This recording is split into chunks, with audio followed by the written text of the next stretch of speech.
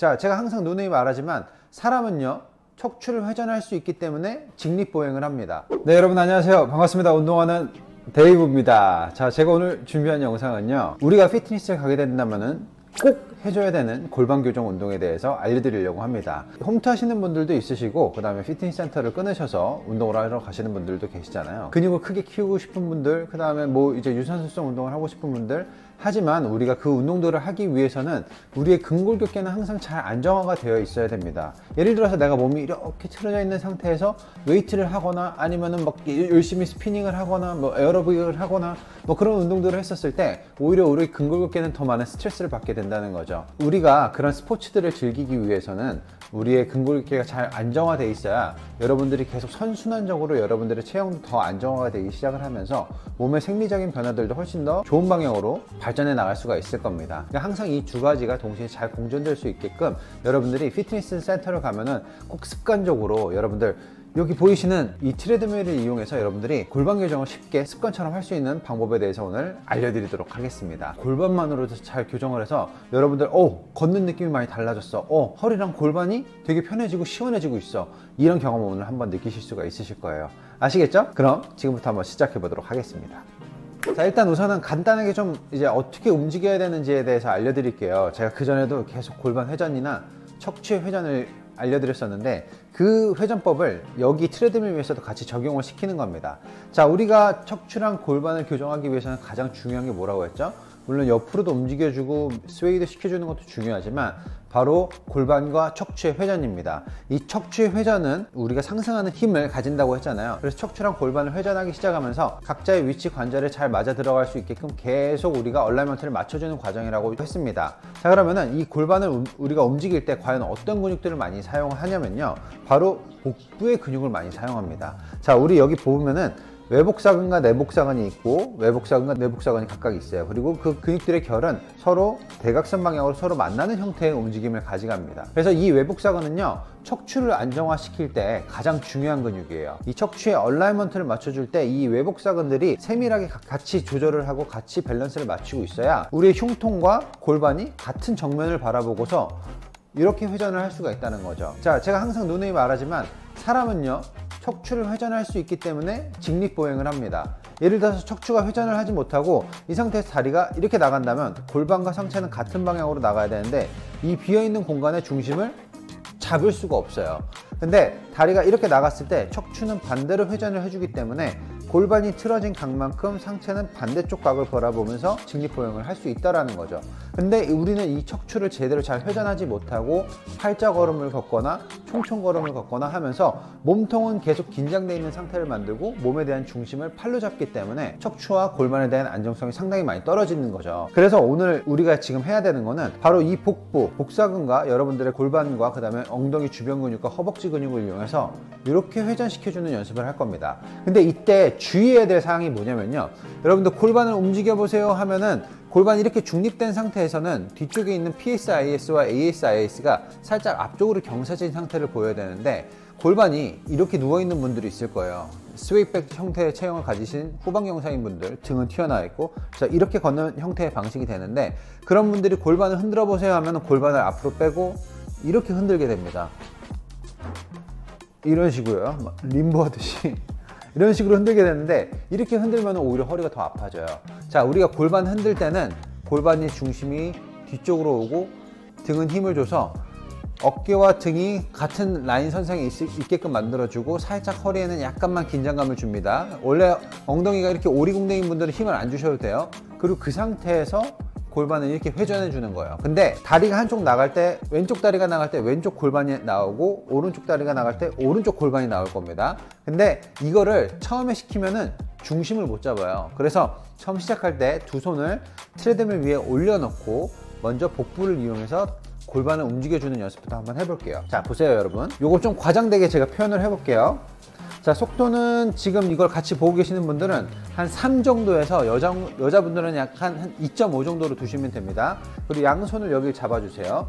그리고 이 상태에서 다리가 나가면서 골반을 앞으로 빼볼게요. 이렇게 하나 둘 하나 둘, 회전 회전 회전 회전 회전 회전.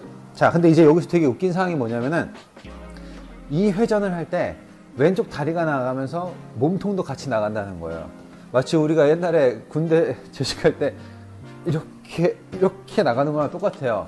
오른발과 오른팔을 같이 드는 건데, 자 보세요. 이렇게 몸통이 같은 방향으로 회전을 하는 게 아니라 몸통에 대한 이 창문, 몸통에 대한 흉통은 계속 정면을 바라본다 생각하시고 골반을 앞으로 돌려주는 거예요.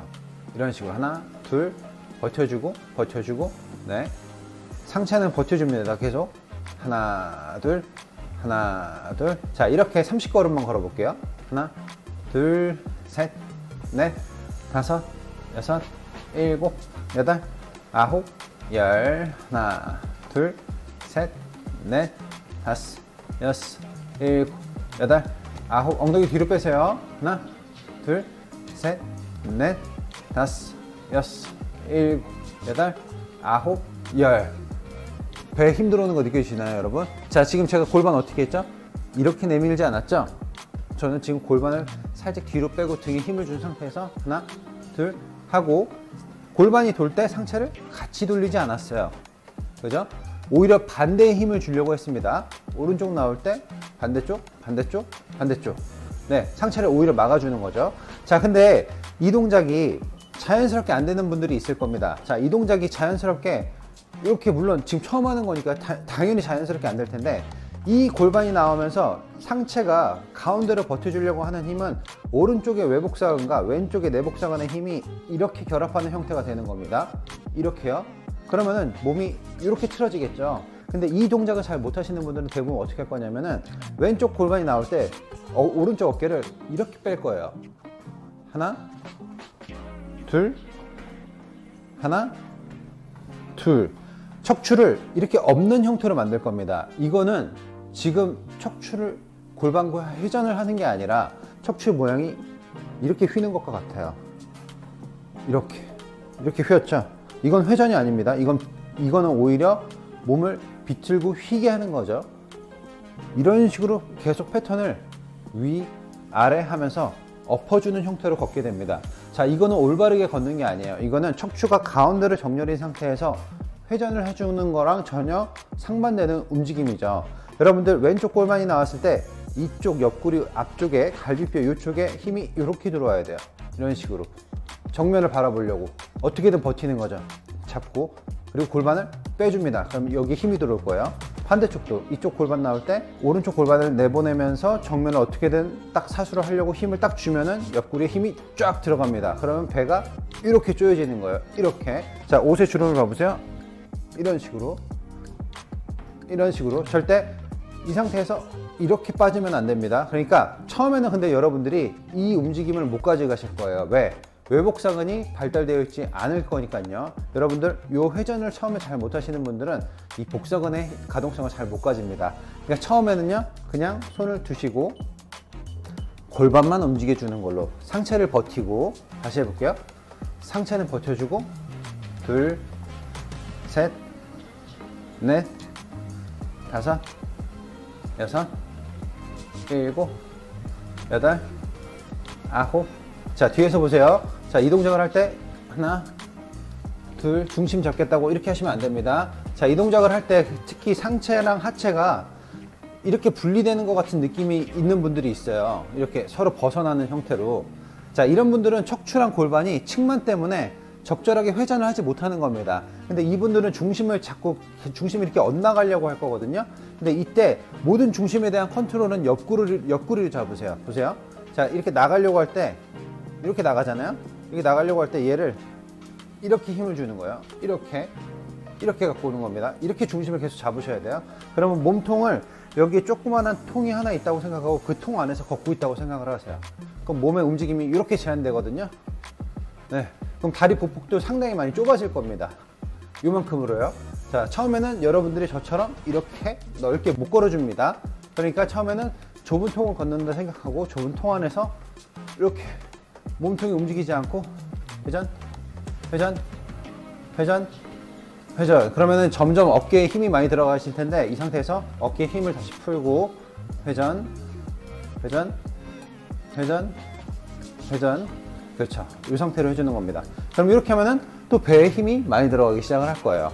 자, 이 상태에서 여러분들이 처음에 한 10분 정도 걸어줍니다. 왜냐하면 익숙하지가 않기 때문이죠. 익숙하지 않은 상태에서 한 10분 정도 걸어주고 그 다음에 내려와서 조금 쉬었다가 또 다시 15분, 20분 정도를 걸어주고 이거를 계속 조금씩 반복해 보는 거예요. 아니면은 처음에는 5분 정도 걷고 그 다음에 5분은 그냥 편안한 상태로 다시 걸으세요. 그리고 또 다시 5분 또 걸어주고 또 다시 편안한 상태로 걸으면서 계속 반복해 주는 겁니다. 그럼 이 움직임을 걷기 시작을 하다 보면은 결국에는 10분, 20분, 30분이 쌓이기 시작을 하면은 골반과 허리 쪽이 되게 많이 편해지고 내려왔을 때 목도 움직이면 목이 막 우두둑 거릴 수도 있어요. 왜?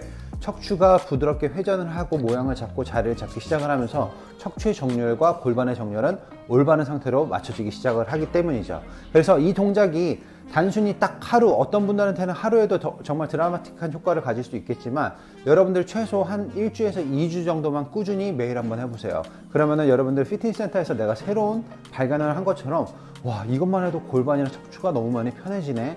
와, 이것 때문에 내 허리 통증이 사라지고 골반 통증이 완전 사라져 버렸어 라고 하실 겁니다. 항상 제가 말씀을 드리지만 여러분들의 근골격계에 대한 건강은 대단한 곳에 있지 않습니다. 여러분들이 이렇게 제 위치에서 올바르게 걸어주는 것만으로도 골반 통증, 무릎 통증, 발목, 뭐 어깨, 목 이런 모든 통증들은 그래도 쉽게 다 잡을 수가 있어요. 여러분들 꼭 참고하시길 바라겠습니다. 혹여나 이 영상을 보시고서 잘 모르겠다, 아니면은 선생님이 좀 더 실전편으로 만들어줬으면 좋겠다 라고 하시는 분들은 댓글을 남겨주시면은, 그런 분들이 많으시면 제가 다음에는 실전편으로 한번 준비해 보도록 하겠습니다. 아시겠죠? 자, 이렇게 해서 제가 오늘 준비한 영상은 여기까지고 다음에는 더 좋은 운동 영상으로 여러분들의 몸을 회복시켜 드리도록 하겠습니다. 그럼 다음 시간에 다시 찾아뵙도록 하겠습니다. 감사합니다. 빠잉.